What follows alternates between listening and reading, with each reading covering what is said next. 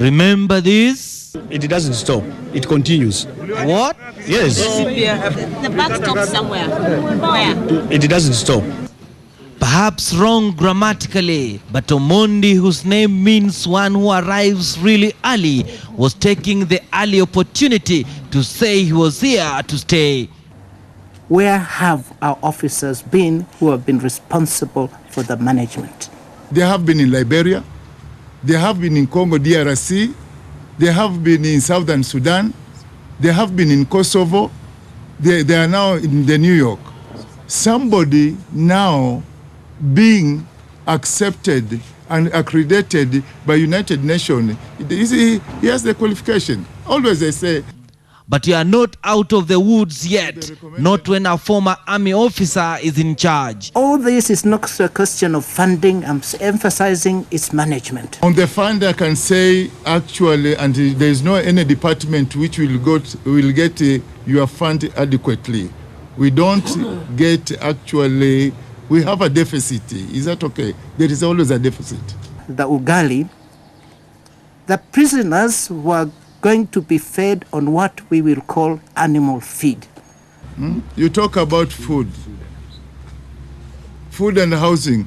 I have just to say, and I can be quoted here, we really thank the government apart from all these problems. Tough, eh? So what happens? Will Omondi finally allow the back to stop? Not, I'll say, after seeing the report, then I can talk. Prison land must be reinstated. The most authoritarian document on land issues in Dungu. So let us see what is in Dungu. Is that okay? And as he sat there, with the world almost literally crumbling on him, the man in charge of our prisons had to think of something positive. There have been these recent cases of prisoners running telephone bureaus in prisons using their mobile phones. We have been having this problem of some cellular phones in our penal institution. Did you say cellular phones? And they are going even further to give us some equipment where we can identify the cellular phone within our cells, within our penal institution. Oh, Omondi, he may be right though. Out there are cell phones. Used in prison cells, they become cellular phones. And why not? Clever man. You are putting your words into my mouth. You cannot be a player. Yeah. Nothing wrong with being clever, sir. Nothing at all. You are putting your words, you are putting your thoughts in me. No more inserting words in your mouth, sir. But what else can we do to make you cleverer? Give me those old newspaper. And you know who Kenya's next president might just be? Why not in the name of Joseph Gonzalo Munyao? We can make one. And just how does he intend to get there? And that is why we will be asking the president, Mwai Kibaki, now to leave a legacy. And I will expect him to support me for presidency like I have supported him all my life. Fast rewind. I have died for Kibaki to lead this party for all those years. I am ready to die yet again. How does a man end up with so many lives, if I may ask? I know what it means. To be a life member to a party, you commit your life to that party. And I have been asking, how many lives do you have to commit? We are in the same boat, sir. And for now, that will remain a mystery. That people don't read the Bible.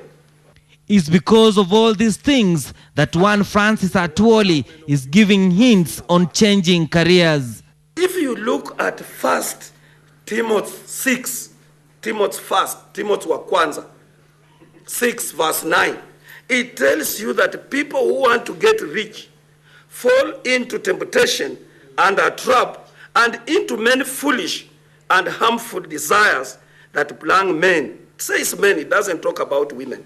That plunge men into ruin and destruction. So, what happens, Francis? What happens if one fails to observe this doctrine? then you will be a poor rich man. Huh? You see? This man has a vision and a dream too. And one day there will be a change that is meaningful change in this country.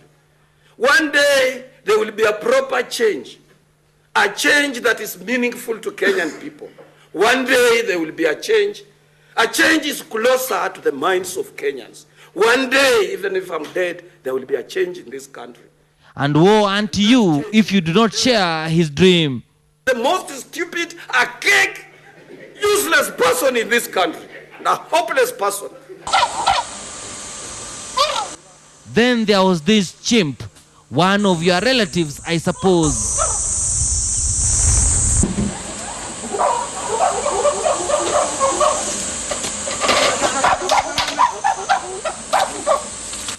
That was close. So, what did the Japanese who escaped being shot by a chimp have to say? And you can drink to that. Kikombe ya chai inakuja na kahawa na chai. Karibuni. Emmanuel Juma, Bullseye, NTV.